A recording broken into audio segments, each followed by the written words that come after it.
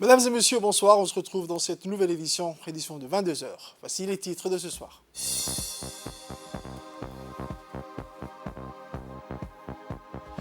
Plus de 11 000 élèves soumis à l'algorithme de l'éducation.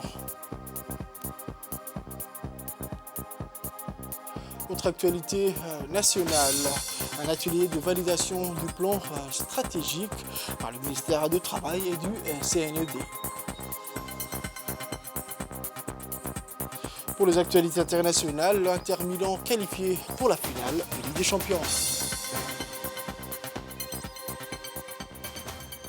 C'était les titres, mesdames et messieurs, le journal au complet. Le président de la République, son Excellence El Ismaël Omar Guelleh, a rendu un vibrant hommage à la mémoire de feu Abderrahmane Cher Mohamed, figure de proue du paysage judiciaire national et personnalité très connue et appréciée à Djibouti, décédé hier soir en France où il fut récemment évacué suite à un accident vasculaire cérébral. Le décès de feu Abderrahmane Cher plonge davantage notre pays dans la disparition d'une génération préalable de technocrates connus pour leur compétences, savoir-faire et ingéniosité, a indiqué le chef de l'État. Magistrat talentueux, feu Abderrahmane Cher forçait l'estime également à travers son engagement en faveur de règles et de droits indexés sur les réalités et convictions de notre communauté, a noté aussi le président Guelleh. Il restera longtemps gravé dans la mémoire de nos compatriotes pour sa propension à être toujours resté humble, disponible et serviable, a poursuivi le président de la République, exprimant également ses condoléances et attristé à la famille, aux proches et amis du défunt. Icône du paysage judiciaire djiboutien, feu Abderrahmane Cher Mohamed a longtemps exercé les fonctions éminemment importantes du procureur de la République avant d'accéder à celle encore plus en vue de président de la Cour suprême. Patriarche à la tête d'une importante famille, il laisse derrière lui une épouse ainsi que plusieurs enfants et petits-enfants. Inna lillahi wa inna ilayhi raji'un. Je vous disais dans le titre, l'examen des tests de l'OTI de 5e année a eu lieu sur le territoire national ce mercredi 17 mai 2023.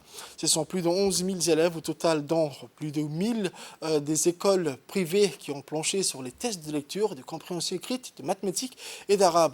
À l'instar de l'an passé, dans la dynamique de décentralisation et de déconcentration poursuivie par le MENFOP, l'OTI de 5e année a été géré par les inspections de la capitale et des régions de l'intérieur avec l'appui de la direction des examens et concours pour permettre une organisation pratique et efficace.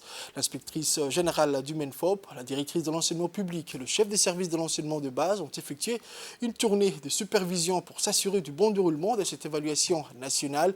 À chacune des étapes de leur visite, ils se sont entretenus avec les inspectrices, inspecteurs et les chefs de centre. Ils ont pu apprécier le travail réalisé, l'organisation mise en place par les directeurs des écoles, les conseillers pédagogiques et la mobilisation, mais aussi l'assiduité des enseignants qui ont surveillé la passation des différents tests. Les élèves munis de leur carte d'identité scolaire ont composé sereinement les différents tests. Chaque année, l'anonymat des copies sera amorcé directement après la passation et la correction débutera à partir du dimanche 21 mai. Les résultats des années des élèves seront reportés sur leur bulletin dont la distribution se fera dans les écoles le lundi 5 et le mardi 6 juin. Notons enfin que cette déconcentration est une garantie de fluidité et d'efficacité des travaux de correction et des saisies car elle permet un désengorgement certain. D'autant plus que cette configuration est adaptée aux OTI car il convient de rappeler que les OTI ne sont pas un examen mais des tests d'évaluation de compétences.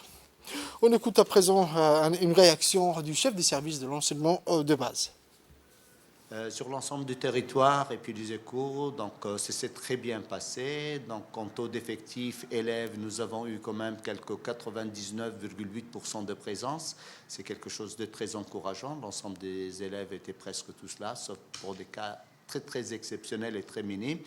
Et l'ensemble des enseignants étaient tous présents. Dès demain déjà, les premières étapes déjà des corrections vont commencer. Demain, c'est la première phase pour anonymer quand même toutes les copies des élèves.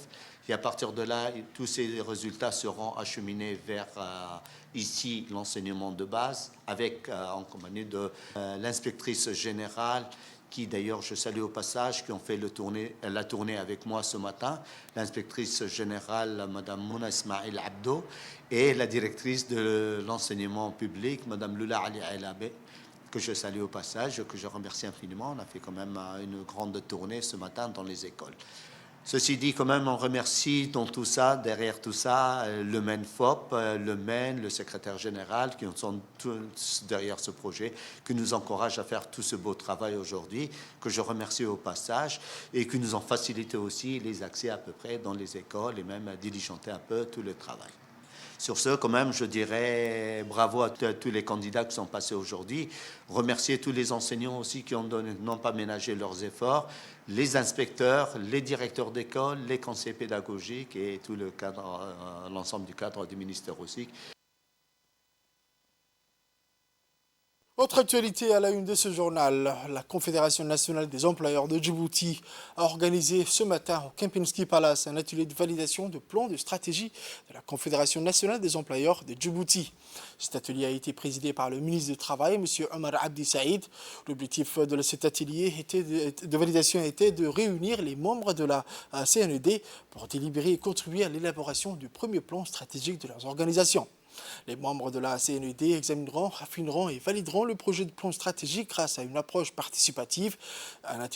Cet atelier a été une opportunité pour renforcer l'interaction, la collaboration et la discussion active entre les membres sur les différentes sections de l'embauche de plans stratégiques et pour assurer leur appropriation.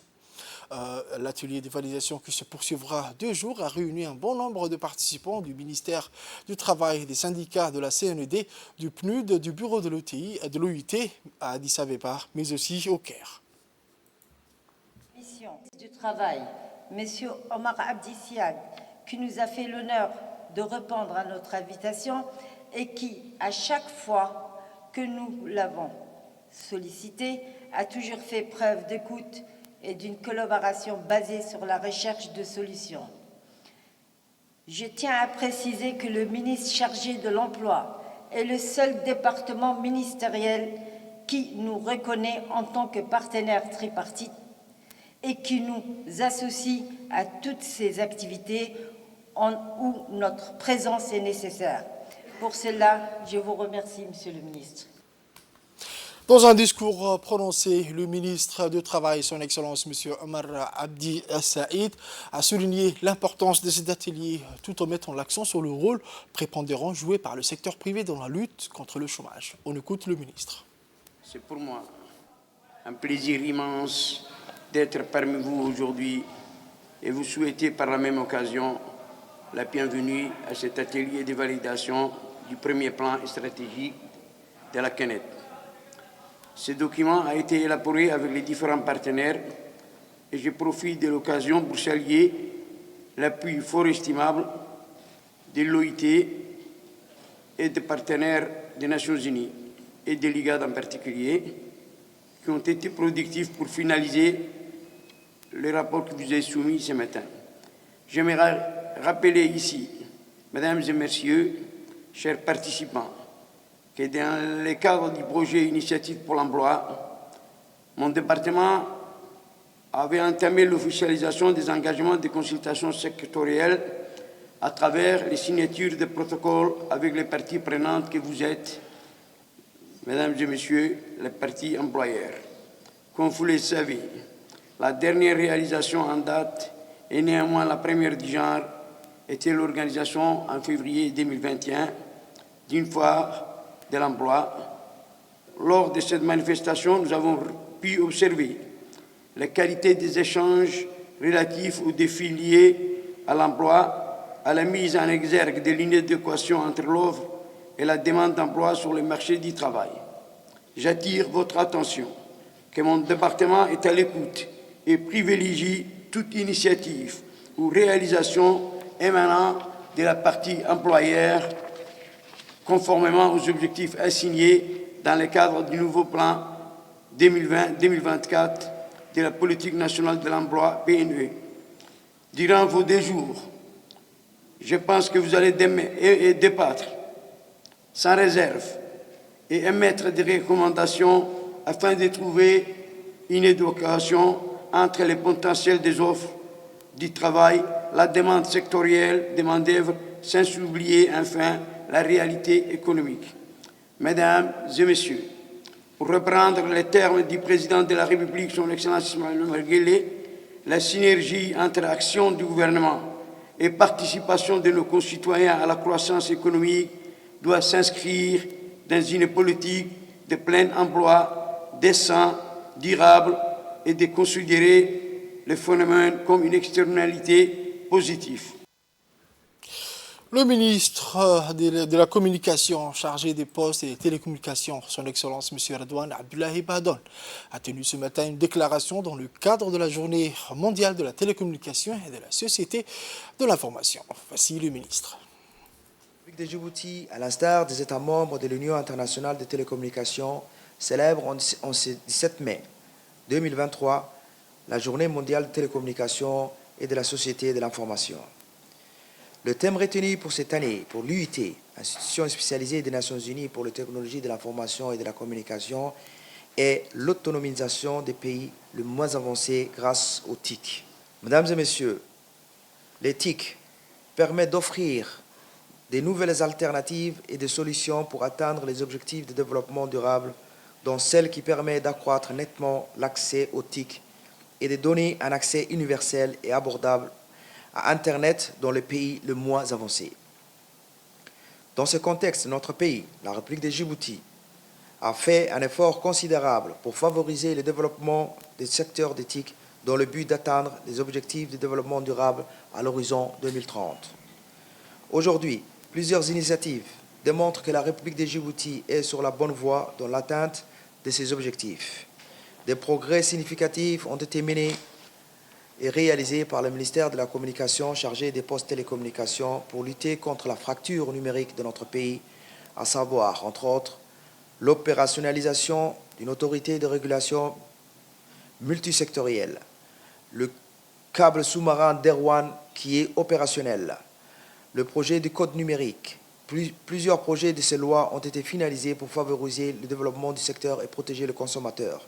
La connexion de nos établissements scolaires au réseau large bande, l'accroissement des abonnements aux services de télécommunications, l'augmentation du nombre d'usagers d'Internet mobile, la densification et l'optimisation du réseau mobile 4G, 3G et 2G. Le programme d'extension vise un renforcement de ces sites existants et la construction de nouveaux sites sur l'ensemble du territoire national. La modernisation du réseau fixe nationaux, le déploiement du réseau haut débit FTTH et le haut débit via Wi-Fi mobile dans la capitale et les chefs-lieux de l'intérieur. L'évolution du taux de pénétration des smartphones à Djibouti. La construction des data centers pour héberger les données nationales, régionales et internationales. La mise en place des mesures nécessaires pour accueillir l'atterrissage prévu à Djibouti des 4 autres câbles sous-marins de dernière génération en plus de 9 autres câbles opérationnels actuellement. Aujourd'hui, autant d'atouts qui peuvent permettre à notre pays non seulement de rattraper son retard en la matière, mais aussi de réaliser des vrais bonds en avant. À cette occasion, son Excellence M. Redouane Abdoulaye Bahadone a souligné les efforts considérables du gouvernement pour favoriser le développement du secteur des TIC. Je propose de suivre la suite de sa déclaration. Mesdames et messieurs, le gouvernement s'attelle au quotidien à traduire en acte la vision du président de la République, son Excellence M. Ismaël Omar Guelleh, qui est celle de transformer notre pays en hub technologique. C'est ainsi que le gouvernement, par le biais du ministère de la Communication chargé des postes de télécommunications, a signé un accord de prêt avec la Banque mondiale pour financer le projet intitulé Djibouti Fondement numérique, qui s'inscrit pleinement dans la continuité des programmes stratégiques déterminés dans la vision 2035. Le projet Djibouti Fondement numérique a pour objet d'aider le gouvernement à créer un environnement propice pour les investissements du secteur privé dans les TIC, de promouvoir l'adoption des compétences dans le numérique et les services numériques, mais également et surtout de renforcer la position de Djibouti en tant que hub technologique de l'Afrique de l'Est. Tout au long de la mise en œuvre de ces projets, programmés sur une période de 5 ans, allant de 2021 à 2027, le gouvernement accordera la plus grande attention aux axes prioritaires suivants. Le développement des infrastructures large bande dans le territoire national, la production et l'offre de contenus numériques nationaux, la transformation numérique de l'administration et des entreprises, la continuité du projet École connectée au réseau haut débit, l'amélioration de la qualité des services de télécommunications avec des prix abordables, l'amélioration de la couverture de près de 100% de la population djiboutienne en service de téléphonie mobile avant fin 2027, de porter les taux de couverture de l'Internet mobile à 100% de la population de ces mêmes échéances, la mise en place d'un cadre juridique et réglementaire pour le service en adéquation avec les enjeux de développement de notre pays, la promotion de la culture du numérique par la généralisation de l'usage des TIC dans la société, le renforcement de la confiance du numérique, le développement d'une industrie locale du numérique pour encourager la recherche et l'innovation, le développement du capital humain et le leadership dans le numérique, la mise en place des nouveaux tarifs des services de télécommunications et enfin l'expérimentation de la nouvelle technologie 5G via 2 sites. Mesdames et messieurs, bâtir un Djibouti numérique nécessite de l'audace. C'est à cette audace que nous sommes tous appelés, administration, entreprises, société civile et surtout politiques et élus locaux, dont le rôle dans la sensibilisation et l'accompagnement des populations locales est indispensable. En conclusion, je voudrais donc saisir l'opportunité que m'offre la célébration de cette journée internationale télécommunications et de la société de l'information pour exprimer toute la gratitude de la République de Djibouti et de son gouvernement à tous nos partenaires, et en particulier à l'Union internationale des télécommunications, dont le soutien et les différents appuis à notre pays sont très appréciés, ainsi que l'Alliance Smart Africa pour ses initiatives visant à interconnecter les continents. Et sans oublier l'Union africaine des télécommunications. Je vous remercie. C'est dans une atmosphère sportive et conviviale que le secrétaire d'État chargé des sports, son Excellence M. Hassan Mohamed Kamel, accompagné des hauts responsables de la Fédération de Djibouti, a félicité et encouragé les jeunes du centre de formation de la garde républicaine, plus connu sous le nom de Barre Football Club, qui se sont encore une fois qualifiés au lama au mondial Pipi de Ploméline 2023 qui se tiendra en France. Son Excellence M. Hassan Mohamed Kamel a exprimé quelques mots d'encouragement à leur regard et les a surtout exhortés à s'amuser et prendre du plaisir, quel que soit le résultat final. C'est le regard tourné vers un avenir meilleur que nos jeunes pépites se sont envolés hier soir afin de ramener la coupe à la maison. Il faut savoir que leur précédente participation a été riche en expérience, en émotions, car ils ont battu des très grandes nations de football. Cette année étant leur 3e participation, ils affirment qu'ils sont déterminés à aller encore plus de l'avant et quand hisser haut et fort les couleurs de notre chère patrie. La garde républicaine est derrière eux et leur souhaite beaucoup de courage.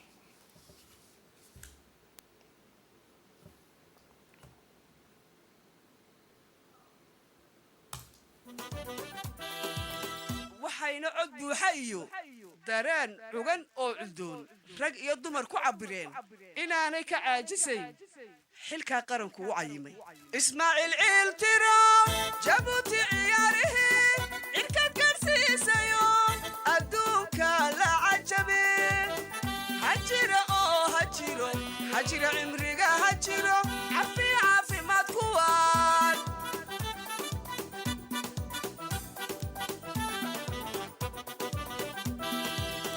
ismaaciil ciil tiro jabuuti ciyaarihii cirka garsiisayo adduunka la cajabe hajira oo hajira cimriga hajiro caafimaad kuwaan. Autre actualité de ce journal, l'Escale International Hotel accueille un atelier de formation organisé par l'Observatoire Genre du ministère de la Femme et de la Famille en collaboration avec les Nations Unies. Cet événement a rassemblé des experts et des participants engagés pour discuter des droits des femmes et des filles ainsi que de l'égalité des genres. L'objectif principal de cet atelier était de sensibiliser, mais aussi de renforcer la compréhension des droits des femmes dans notre société en mettant en lumière les défis auxquels elles sont confrontées dans divers domaines de la vie tels que l'éducation, l'emploi, la santé et la participation politique. C'est dans ce cadre de cette initiative conjointe, une représentante des Nations Unies a prononcé un discours soulignant l'importance de la coopération internationale pour atteindre l'égalité des genres. Il a partagé des connaissances et des expériences offrant des perspectives précieuses sur les progrès réalisés, les obstacles restant dans la quête de l'égalité entre les sexes. Les participants auront eu l'opportunité d'échanger des idées, de partager des bonnes pratiques et de discuter des actions concrètes à mettre en œuvre pour promouvoir les droits des femmes et des filles. Des sessions d'interaction et des études de cas ont permis d'approfondir la compréhension des enjeux et des solutions possibles. Cet atelier de formation a été une étape importante dans la poursuite de l'égalité entre les sexes. Il a permis aux participants d'acquérir de nouvelles connaissances, de partager des expériences et de renforcer leurs engagements en faveur de l'égalité de genre. L'Observatoire genre du ministère de la Femme et de la Famille continuera à soutenir de telles initiatives en collaboration avec les Nations Unies pour faire avancer la cause des femmes et des filles dans notre société. La famille et le souhait d'établir un partenariat afin de soutenir les efforts du ministère visant à avancer les droits des femmes et des filles à Djibouti. Cette formation est la première activité que le Haut-Commissariat organise suite à une demande formelle d'assistance technique et nous nous réjouissons de cette opportunité. Lors de ma première mission à Djibouti, il y a 1 an et demi à peu près, lorsque j'ai pris mes fonctions, j'ai eu l'honneur de participer à une célébration du 8 mars sous le haut patronage de son Excellence Ismail Omar Guelleh et de constater l'engagement du gouvernement et les mesures fortes prises par l'État djiboutien pour avancer le statut des femmes, mais aussi l'activisme de la société civile et notamment de l'UNFD, ainsi que l'engagement des femmes djiboutiennes. La secrétaire générale du ministère de la Femme et de la Famille, Mme Anissa Hassan Bahdoun, a, lors de cet atelier, souligné l'engagement continu du ministère en faveur de la promotion des droits des femmes et des filles. On écoute son intervention. C'est un honneur et un plaisir pour moi d'être ici parmi vous pour l'ouverture de l'atelier de formation dont le thème porte sur les droits des filles et des femmes à l'égalité du genre. Le but de l'atelier de cette formation est de renforcer les capacités techniques des bureaux régionaux genre, les points focaux genre des ministères sectoriels et techniques et la prise en charge en compte des droits humains. Spécifiquement, j'ai le plaisir de rappeler que par la présente formation que j'ai l'honneur de lancer aujourd'hui, au nom de la ministre Mme Mouna Ousmane Aden, c'est ce qui a pour thème de renforcer les connaissances de base que vous avez déjà sur les droits des femmes et l'égalité du genre, les violences basées sur le genre et la participation des femmes à la vie politique et publique. La présente formation devrait, à terme, vous permettre de cerner davantage, et plus que par le passé, les droits des femmes. Faut-il rappeler que la République de Djibouti, à l'instar des autres pays, est partie à différents instruments juridiques et programmatiques internationaux relatifs aux droits des femmes et à l'égalité entre les sexes. Autre actualité de ce journal, le président des autorités des ports et des zones franches de Djibouti, M. Aboubakar Omar Hadi, a eu le plaisir de recevoir l'envoyé spécial du président de la République du Soudan du Sud à la Tour internationale de Djibouti. Le docteur Benjamin Bol Melkol est l'ambassadeur de la République du Soudan du Sud auprès de la République de Djibouti et de l'Éthiopie, le docteur James Pitia Morgan. Les discussions ont porté sur l'importation d'équipements destinés aux champs pétrolifères par le biais du modèle de fret mer-air. Le ministère du pétrole du Soudan du Sud dispose d'un terrain de 1,2 hectares à Dift où des entrepôts seront construits afin de stocker les pièces de réchange des champs pétrolifères et autres équipements. Son Excellence, l'envoyé spécial du président de la République du Soudan du Sud, a manifesté un vif intérêt pour les infrastructures et facilités offertes par la République de Djibouti, notamment ses ports et zones franches. La délégation a reçu une présentation sur le Demerjog Liquid Bulk Port, a observé l'avancement des travaux de la GT. Ils envisagent également une alternative pour exporter le pétrole brut du Soudan du Sud pour le corridor routier, puis en l'expédiant via les ports de Djibouti. C'est dans le cadre du projet de recherche sur les coraux de l'EPFL réalisé en collaboration avec le ministère de l'Environnement et du Développement durable et le CERD, mais aussi le Centre de recherche en énergie et environnement de l'Université de Djibouti. À l'Université de Djibouti, organisé un atelier de formation de 3 jours. Cet atelier comprendra une journée théorique suivie de 2 jours de pratique sur l'île Moucha. L'équipe scientifique régionale qui participera à cet atelier sera composée de chercheurs de l'Université de Aden et de l'Académie de marine de Berbera, du Somaliland, ainsi que des scientifiques locaux du MEDD et du CERT et de l'Université de Djibouti. L'objectif principal de cette formation est de former l'équipe scientifique régionale à une nouvelle méthode de cartographie 3D des coraux en utilisant l'intelligence artificielle pour évaluer l'état de santé de ces coraux. Cette méthode permettra à l'équipe de suivre l'évolution de l'écosystème marin en fonction des changements climatiques. De plus, cette formation les préparera en vue de la mission scientifique prévue en novembre, lors de laquelle ils étudieront les récifs coralliens des 7 frères. L'importance de cette formation réside dans la nécessité de mieux comprendre et de surveiller les coraux qui constituent des écosystèmes marins cruciaux et sensibles. National Red Sea Center de l'École Polytechnique de Lausanne pour former les chercheurs régionaux dans la cartographie 3D dans le but de mettre en place un suivi, un monitoring du récif corallien djiboutien et de voir l'état de santé de ces récifs. Cet atelier aussi rentre dans le cadre des projets de recherche qu'on mène avec ce centre-là, que l'Université de Djibouti mène avec ce centre, pour l'étude scientifique de ces récifs coralliens, c'est-à-dire des récifs coralliens de la République de Djibouti.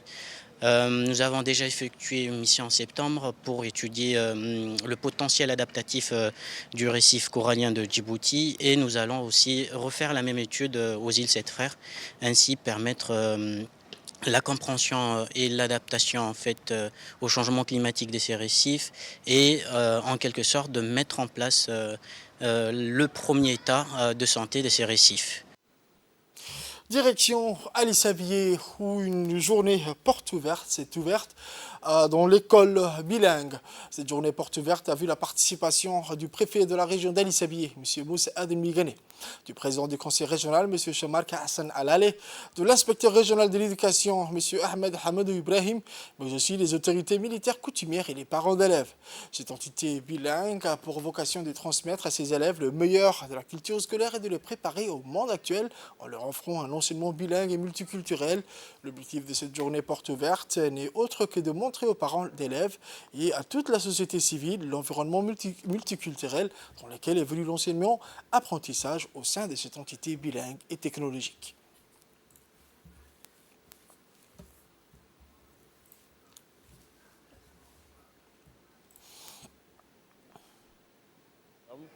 À l'école bilingue et technologique d'Alice Abier.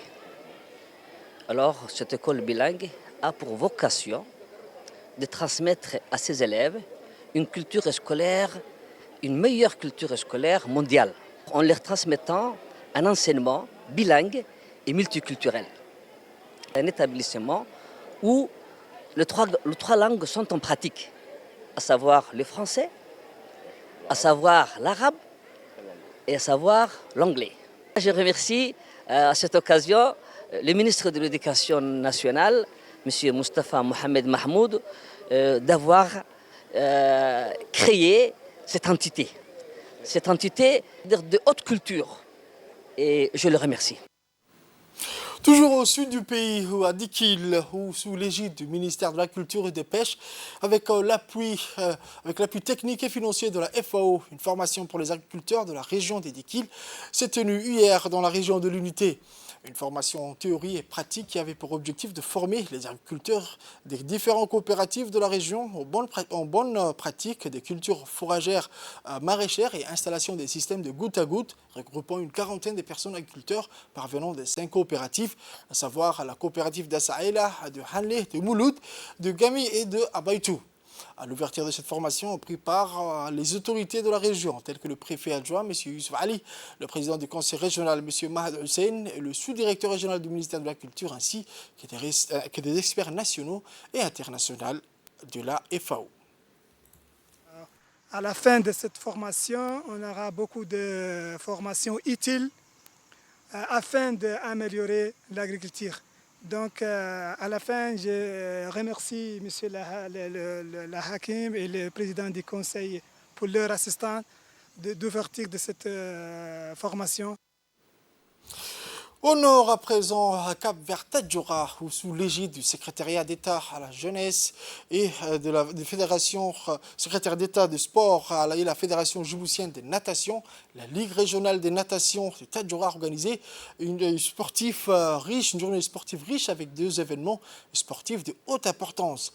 En effet, la Ligue régionale de natation de Tadjoura a organisé la journée de vendredi une détection des jeunes talents dans le cadre du programme des écoles de natation des jeunes talents appuyé par le World Aquatique, ex-Fédération internationale de natation. En ce sens, une centaine de jeunes issus des 5 écoles primaires de Tadjoura et les élèves des 5e et des 6e, mais aussi des 7e années du collège, ainsi une quarantaine d'élèves ont été sélectionnés pour le cadre de la promotion 2023. Le samedi a été consacré à cette compétition de natation aux libres épreuves de longue distance que la Fédération djiboutienne de natation met en place depuis 2 ans dans ses différentes ligues régionales. Cette compétition a eu une forte influence de participation, particulièrement chez les plus jeunes. Pour les actualités internationales, je vous disais dans le titre, l'Inter Milan va vivre sa 6e finale de Ligue des Champions. Les Nerazzurri ont dominé une 2e fois leur voisin de l'AC Milan mardi grâce à un but de Lautaro Martinez. Il a fallu attendre le second acte. Il a 14e minute, un décalage bien senti de Romelu Lukaku pour son compère Martinez. Et l'Inter va prendre les commandes de la partie. Succès avec 3-0 au score cumulé. L'Inter Milan retrouve la finale de la Ligue des Champions pour la première fois depuis 13 ans. C'est tout pour ce journal de ce soir, mesdames et messieurs. Merci à vous de l'avoir suivi. Restez avec nous pour la suite du programme sur Télé Djibouti.